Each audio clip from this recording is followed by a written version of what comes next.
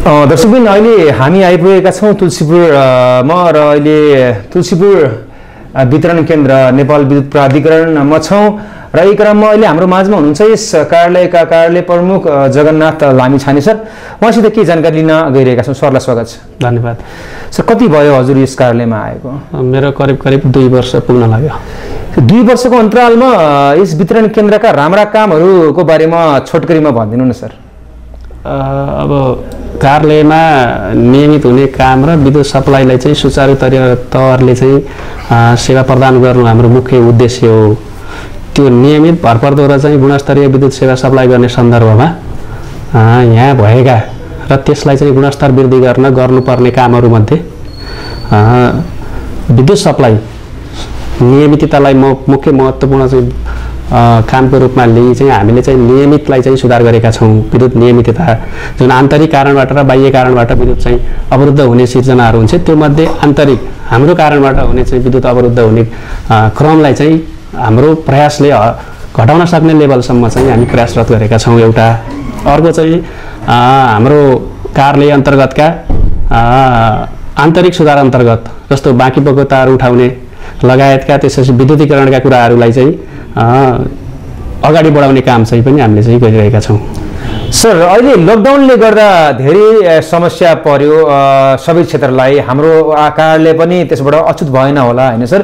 के कस्ता समस्याहरू झेल्नु पर्यो तपाईहरुले? अब समग्रमा तपाईको लकडाउनको प्रभाव पर्ने मध्ये जुन विकासे अड्डा प्लस अत्यावश्यक सेवा अन्तर्गतको कार्यालय रहेकोले पनि त्यसको प्रभाव हामीमा धेरै नै पर्यो। जस्तो कि तपाईको लकडाउन अथवा निषेधाज्ञामा विभिन्न चाहिँ साधन स्रोतहरूको चाहिँ आवाजावतमा रोक अनि त्यसपछि गएर काम गर्ने श्रमिकहरूको चाहिँ अभाव।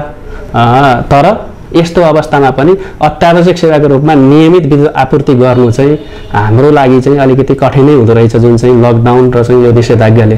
किनभने हामीले पहिला दिएको सेवा जुन गुणस्तरको छ त्यही गुणस्तरको अथवा त्यही प्रकारको सेवा चाहिँ प्रदान गरिरहनु पर्ने, तर राज्यका अथवा चाहिँ हामीले आवश्यक पर्ने साधन स्रोतहरूको चाहिँ कमी हुन जाँदो रहेछ निषेधाज्ञाको बेलामा, जसले गर्दा केही चाहिँ हामीलाई अझ थप परिश्रम गर्नुपर्ने चाहिँ हुँदो रहेछ। त्यसकारणले निषेधाज्ञा भए पनि लकडाउन भए पनि हामीले हाम्रो सेवा प्रवाहमा चाहिँ कुनै कमी कमजोरी चाहिँ गरेको जस्तो हामीलाई लाग्दैन। सर जनताहरूको गुनासो चासोको विषय के रहेको छ भने अब नेपालमा भविष्यमा वर्तमान अवस्थामा लकडाउन हुन्छ कि तपाईको यो लोड सेडिङ हुन्छ कि हुँदैन भन्ने कुरा छ नि सर, के भन्नु? अब यो कस्तो छ भने लोड सेडिङ भन्ने शब्द नै यस्तो भयो कि बत्ती जाने बित्तिकै लोड सेडिङ भन्ने शब्दको चाहिँ प्रयोग हुन थाल्यो। वास्तवमा लोड सेडिङ भनेको के हो भने माग र आपूर्तिको बीचमा असन्तुलन भएको खण्डमा माग अनुसार आपूर्ति गर्नको लागि केही लोडहरू चाहिँ कटौती गरेर विद्युत आपूर्ति चाहिँ सुचारू गरिने चाहिँ प्रक्रिया एक हिसाबले चाहिँ त्यो लोड सेडिङ हो। अब यहाँ लोड सेडिङ के भन्यो भने विद्युत अवरुद्ध हुने विभिन्न कारणहरू हुन्छन्। हामी पावर हाउसबाट विद्युत उत्पादन गरिसकेपछि हाम्रो कन्ज्युमरको घरसम्म पुग्नको लागि हाम्रो विभिन्न संरचनाहरू युज गरिएको हुन्छ। त्यसमा धेरै जसो हाम्रा सबै संरचनाहरू ओभरहेड अथवा चाहिँ जमिनभन्दा माथि छन् हाम्रा संरचना, जसलाई मौसमले प्रभाव पार्छ र उपकरणहरूमा पनि खराबीहरू आउँछ। विविध कारणले उत्पादन भएको बिजुली प्रसारण लाइन हुँदै सब स्टेसन हुँदै वितरण लाइन हुँदै कन्ज्युमरको घरसम्म पुग्दा विभिन्न समस्याले विद्युत जाने पनि गर्छ। मेन्टेनेन्स गर्दाखेरि कुनै काममा सुधार गर्नु पर्यो, ठिक छ विद्युतको प्रब्लम छ त्यसलाई चाहिँ सुधार गर्नु पर्यो भने पनि त्यो ठाउँमा काम गर्दा विद्युत कटौती गर्नुपर्ने हुन्छ। यस्तै चाहिँ बाढी पहिरो पानी हावा हुरी आएर चाहिँ त्यसले चाहिँ बिगार गरेका अथवा चाहिँ ढलाएका संरचनाहरू चाहिँ बनाउँदा पनि विद्युत कटौती गर्नुपर्छ। तर यी सबैलाई समष्टिगत रूपमा लोड सेडिङ भनेर बुझ्ने जुन हाम्रो अहिलेको नेपालीहरूको अथवा ग्राहक वर्गहरूको भएको छ यसलाई सुधार गर्नुपर्ने देखिन्छ पहिला।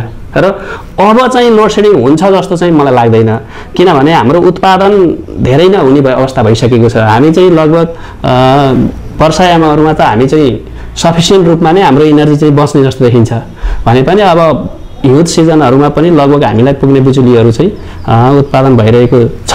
त्यस कारणले अब मलाई लाग्छ मेरो आफ्नो व्यक्तिगत विचारमा चाहिँ अब लोड सेडिङ सायद हुँदैन। सर तपाईहरुको कार्यक्षेत्र कहाँ पर्छ, कहाँ तपाईहरुले काम गर्नुहुन्छ? हामी दाङमा हाम्रो वितरण केन्द्रहरू 3वटा छ।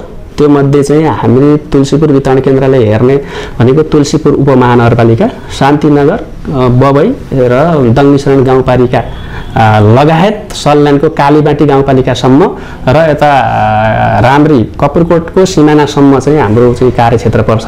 मलाई लाग्छ दाङको अलिकति पश्चिम र ग्रामीण भेग चाहिँ तुलसीपुर वितरण केन्द्रले हेरेको छ। धेरै ठाउँ भन्नुभयो सर, सबैभन्दा दुर्गम ठाउँ र विद्युत आपूर्ति नपुगेको ठाउँ कहाँ हो? विद्युत आपूर्ति नपुगेको ठाउँहरू छ, जस्तो नगरपालिकाकै केही वडाहरूको भागमा विद्युत आपूर्ति पुगेको छैन। जस्तै चाहिँ 3 नम्बर वडामा चाहिँ पुग्ने क्रममा छ, अन्तिम चरणमा छ। नगरपालिकाकै 1 र 2 का केही भागहरूमा विद्युत आपूर्ति पुगेको छैन। बबई गाउँपालिकाको सुदूरपश्चिम भेगतिर चाहिँ विद्युत आपूर्ति हुन सकिरहेको छैन भने हामी चाहिँ त्यसलाई कार्यान्वयनको चरणमै छौँ। दङ्गी शरणका केही चाहिँ पहाडी बेल्टहरू विद्युतीकरण हुन, शान्तिनगरका वार्ड नम्बर 1 र 2 पनि विद्युतीकरण हुन बाँकी छ। यो सायद अब 1-2 वर्षभित्र चाहिँ मलाई लाग्छ सबै क्षेत्रमा चाहिँ विद्युतीकरण सम्पन्न हुन्छ। सर, तपाईँलाई लाग्ने गरेको आरोप के छ भने जनताहरूले के आरोप लगाउनुहुन्छ भने विभिन्न ट्रान्समिटरहरू खरिद गर्दा ठेक्का टेन्डर प्रक्रिया गर्दा अलिकति भ्रष्टाचार हुन्छ भन्ने कुरा हामीले सुन्छौँ नि सर, के भन्न चाहनुहुन्छ? अब यो हामी नेपाल विद्युत प्राधिकरणको स्थानीय कार्यालय हो र हामीले प्रयोग गर्ने सामानहरू ट्रान्सफर्मर, पोल, तार लगायतका तपाईँले जुन सामानहरू भन्नुभयो यो हाम्रो केन्द्रीय प्रक्युरमेन्ट विभागबाट ग्लोबल र नेसनल टेन्डर मार्फत खरिद हुनेहरू हुन्। त्यसमा स्थानीय कार्यालय चाहिँ यो सामान खरिदको हकमा हाम्रो कुनै संलग्नता पनि हुँदैन र यो टेन्डर मार्फत प्रतिस्पर्धात्मक विधिबाट चाहिँ खरिद गरिने भएको हुनाले यस्ता कुराहरू चाहिँ अब यो भ्रामक हुन् जस्तो लाग्छ मलाई चाहिँ। सर, लकडाउन भइरहेको अवस्था पनि छ अहिले होइन सर, पूर्ण रूपले खुलेको अवस्था पनि छैन। कतिपयले तपाईँको विद्युतको पैसा नतिरिरहेको अवस्था पनि छ ग्राहकहरूले। अब कसरी म्यानेज हुन्छ यो सबै कुराहरू स्पष्ट पार्दिनुहोस् न। हामीले लकडाउन निषेधाज्ञाको अवधिभर पनि हामीले चाहिँ यस वितरण केन्द्र अन्तर्गतको काउन्टर चाहिँ कन्टिन्यू खुला नै गरायौँ। जति हाम्रो ग्राहकहरू आउन सक्नुहुन्छ उहाँहरूले चाहिँ नियमित रूपमा बुझाउँदै आउनुभएको पनि छ। छुटका कुराहरूलाई पनि राख्नु, छुटका कुराहरू चाहिँ हाम्रो केन्द्रीय नीति अनुसार कति कुरा चाहिँ राष्ट्रिय नेपाल सरकारको कार्यक्रम अन्तर्गत पनि परेको छ भने केही कुराहरू अब नेपाल विद्युत प्राधिकरणको केन्द्रीय कार्यालयबाट निर्णय हुने कुराहरू पनि छन्। छुटका कुराहरू यसभन्दा अघिल्लो साल केही छुटहरू भएकै हुन्। अनि यसमा पनि त्यही हिसाबको चाहिँ निर्णय आउन बाँकी छ, आउँछ होला, आउन पनि सक्छ र महसुल उठाउनेमा र त्यसको बाँकी बगौताका हकहरूमा चाहिँ यसले केही प्रभाव पारेको छ। जस्तो हाम्रो नियमित मासिक एफएस सङ्कलन जति हुनुपर्ने हो त्यो हुन सकेको अवस्था छैन। अब बिस्तारै चाहिँ ग्राहकहरूको चाहिँ फ्लो बढ्दै गइरहेको छ। मलाई लाग्छ हामी बिस्तारै चाहिँ पुरानो रूपमा फर्किन्छौँ। सर, विद्युत चुहावटका कुराहरू पनि रहन्छन्। हाम्रो यो वितरण केन्द्र मार्फतमा रहेका ठाउँहरूमा त्यस्तो छ कि छैन, के छ? विद्युत चुहावट 2 प्रकारको हुन्छ। एउटा टेक्निकल प्राविधिक चुहावट र अपराविधिक चुहावट भन्छौँ होइन। प्राविधिक चुहावट चाहिँ कन्ज्युमरको घरमा विद्युत पुर्याउने सन्दर्भमा प्रयोग गरिने तारहरू, ट्रान्सफर्मरहरूमा हुने चाहिँ लसलाई अथवा चाहिँ चुहावटलाई हामी प्राविधिक चुहावट भन्छौँ। त्यो एब्सोल्युटली हुने नै भयो। अपराविधिक जुन चाहिँ कन्ज्युमरहरूले मिटर बाइपास गर्ने, त्यो वोकिङ गर्ने लगायतका चोरीका केही घटनाहरू हामी छिटपुट रूपमा भेटाउँछौँ। पहिला जस्तो छैन, तर जनताहरू पनि सचेत भइसक्नु भएको छ र पनि अब त्यति ठुलो चुहावट नभए पनि केही मात्रामा हामीले चाहिँ भेटाइरहेको अवस्था छ, नियन्त्रण हुँदै गएको अवस्था हो। तपाईँलाई लाग्ने आरोप यो पनि छ नि सर, कर्मचारीहरू घरमा केही बिग्रियो, बिजुली बत्ती सम्बन्धी भन्ने काम गरिदिन गएपछि पैसा माग्ने प्रवृत्तिका कुराहरू पनि छन् सर होइन, एउटा लाग्ने आरोप। त्यसै गरेर कुनै कुनै ठाउँमा अब 6 एम्पियरको एमसिबी छ भने 32 एमपी, त्यसै गरेर 16 एम्पियरको लगाइदिने, त्यस्ता विभिन्न गुनासाहरू जनताहरूले राख्नु भएको छ। तपाईँहरूलाई के छ भन्नु?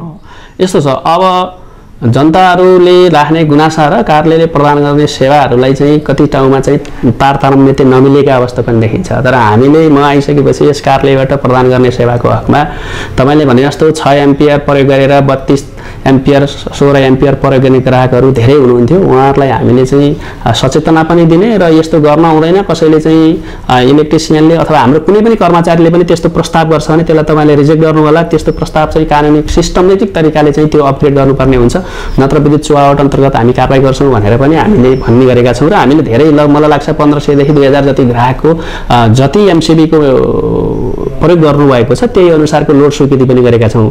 अब जुन गुनासो छ तपाईँको चाहिँ पब्लिकसँग पैसा माग्ने भन्ने कुरा हामी बारम्बार भन्छौँ, कर्मचारीलाई पनि हामीले सचेत गराइरहेका छौँ। तपाईँहरूले ग्राहकलाई निःशुल्क सेवा प्रदान गर्ने हो, त्यो हाम्रो दायित्व हो र कर्तव्य पनि हो। त्यसमा पब्लिक अथवा जनताले पनि आफ्नो उत्तरदायित्व, कसैले पैसा माग्छ भने किन, के कारणले, यसको रसिद आउँछ कि आउँदैन भन्ने सचेतना हुँदै गइसकेपछि मात्रै बल्ल यो पूर्ण रूपमा निर्भर हुने देखिन्छ। त्यस्तो छ भने हामी कहाँ मेरोमा कम्प्लेन गर्न अथवा चाहिँ गुनासो गर्नुभयो भने हामी त्यो कर्मचारीलाई कारबाही पनि गर्छौँ र त्यस्तो लिनुभएको छ भने त्यो फिर्ता गराउन पनि सक्छौँ अथवा उहाँलाई कारबाही गराउन सक्छौँ।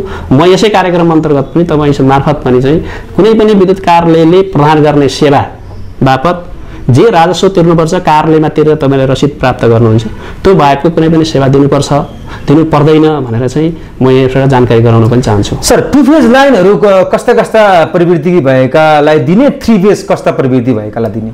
यो कस्तो हुन्छ भने ग्राहकलाई को खपत कस्तो किसिमको छ, त्यहाँ प्रयोग गर्ने उपकरणहरू कस्तो प्रकारका छन्, कस्तो भोल्टेज लेभलले चाहिँ अपरेट हुने टाइपका छन् भन्नेमा चाहिँ डिपेन्ड हुन्छ। जस्तो कुनै एउटा सामान्य घर छ जसमा चाहिँ सामान्य चाहिँ उपकरणहरू प्रयोग हुन्छ भने उसले सिंगल फेजबाट उसलाई त्यो पावर कन्जम्सन पावर रिक्वायरमेन्ट पुरा हुन सक्छ भने हामी सिंगल फेज प्रदान गर्छौँ। जस्तो घरै छ तर ठुलो घर छ, 5-6 तलाको घर छ, त्यसमा चाहिँ एसीहरू चलिरहेको हुनसक्छ, फ्यानहरू चलिरहेको हुन्छ भने एउटा सिंगल फेजले मात्रै त्यो लोडलाई चाहिँ आपूर्ति हुन नसक्ने अवस्था भयो भने 3टा फेज मार्फत फेज ब्यालेन्स हुने गरी चाहिँ लोड लिनुपर्ने हुन्छ। उद्योगहरूमा चल्ने मोटरहरू चाहिँ सिंगल फेज हो कि 3 फेज हो त्यो अनुसारले नै हामीले चाहिँ सिंगल फेज या 3 फेज कुन चाहिँ सप्लाई ग्राहकलाई उपयुक्त हो सोही अनुसार नै हामी विद्युत सप्लाई दिने गर्छौँ। अब सर जति पनि तपाईहरुलाई लागेको आरोपहरू मेटाउनको लागि तपाईहरु कस्तो बन्नुपर्छ, तपाईहरुको सिस्टम कस्तो हुनुपर्छ जस्तो लाग्छ हजुरलाई? हामी विस्तार विद्युत प्राधिकरण एउटा ठुलो संस्था हो र पूर्ण रूपमा फिल्ड ओरिएन्टेड अफिस पनि हो। जसरी नेपाल सरकारका सरकारी कार्यालयहरूले सेवा प्रदान गर्ने क्रममा कार्यालय ओरिएन्टेडलाई जति सजिलो हुन्छ फिल्ड ओरिएन्टेड अफिसहरूलाई सेवा प्रवाहमा त्यति सजिलो हुँदैन। त्यो सन्दर्भमा हामीले जस्तोसुकै सेवा प्रदान गरेको खण्डमा पनि हामीले सबैबाट भने जस्तो सेवा दिन नसकेको अवस्था हुन सक्छ। तर अहिले विद्युत प्राधिकरणको सेवा तुलनात्मक रूपमा हामी कर्मिक रूपमा सुधार गर्दै गइरहेको अवस्था छ र हामीले प्रयोग गर्ने हामी डिजिटलाइजेसनको सन्दर्भमा जस्तो चाहिँ अनलाइन बिलिङका कुराहरू, रिडिङ चाहिँ कन्ज्युमर सेल्फ आफैले गर्न सक्ने कुराहरूदेखि लिएर तपाईको चाहिँ त्यो अनलाइन कुरा राखिहाल्नुपर्छ। अनलाइन कसरी चाहिँ सुचारू भइरहेछ स्पष्ट पार्दैन। अहिले हाम्रो अनलाइन सेवा सुचारू भइरहेको जस्तो हामीसँग सर्टेन ई सेवाहरू पे पोइन्टहरू ब्याङ्कहरू मार्फत चाहिँ पेमेन्ट गर्न सकिन्छ। पेमेन्ट चाहिँ कसरी गर्न सकिन्छ भने 3 महिनाभन्दा बढी बाँकी परेको भएकोले चाहिँ पेमेन्ट गर्न सक्दैन र 1 लाखभन्दा बढी रकम चाहिँ अनलाइन मार्फत पेमेन्ट गर्न सकिन्न। जति हाम्रा चाहिँ डोमेस्टिक ग्राहकहरू छन् सबैको चाहिँ 1 लाखभन्दा कम हुने, धेरै ग्राहकको 1 लाखभन्दा कम हुन्छ मासिक खपत।